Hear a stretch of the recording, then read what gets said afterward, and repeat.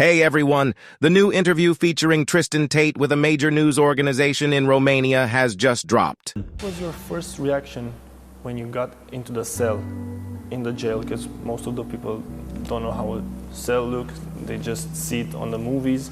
What was your first night there like? Well, as a man who lives in luxury and comfort all the time, of course, prison is not luxurious or comfortable. You know, I actually had no problems with jail. I didn't get upset in jail, I didn't get angry in jail, I didn't get frustrated in jail. I looked around the cold metal beds with the very uncomfortable dirty mattresses, and there are insects and roaches around, and it's not a pleasant place to be, but that also makes me happy because I don't believe criminals deserve comfort. The only injustice for me was that I was there. But when I heard the stories of some of the other men who were in jail with me, this guy beat an old man with a shovel, this guy stole from an old lady, this guy is a real human trafficker, this guy's a pimp, that guy's a drug dealer. I was like, you know what, good, I'm glad jail sucks, because I don't think criminals deserve luxury. So I wouldn't change a single thing about jail, apart from the fact that they sent me there.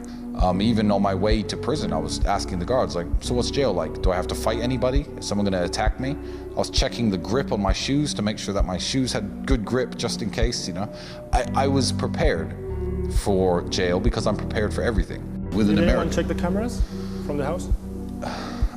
All of the cameras recorded for a whole year previous to the police coming and raiding the house. When the police came to raid the house, I took the DVRs for the cameras, I handed them over, and I said, just look at these and you'll let me go. This is my ticket out of this stupid situation. You can watch this and you can close the case.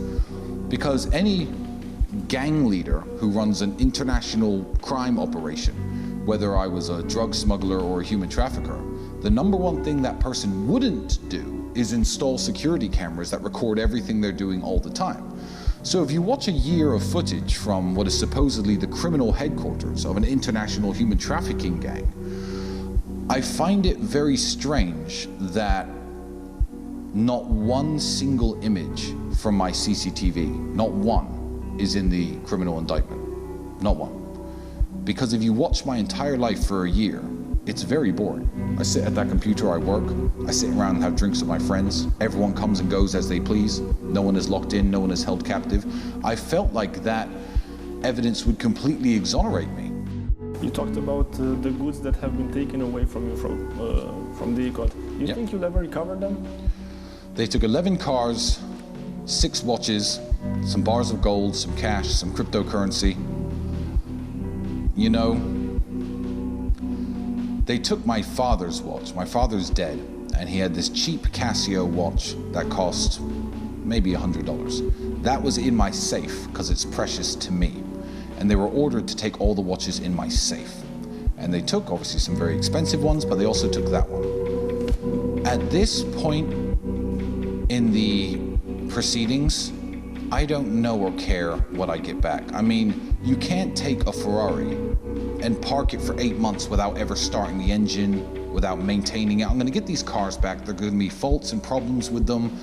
You know, if I lived in a perfect world, I'd say, stop telling people I'm a criminal, keep the bloody cars. I don't care.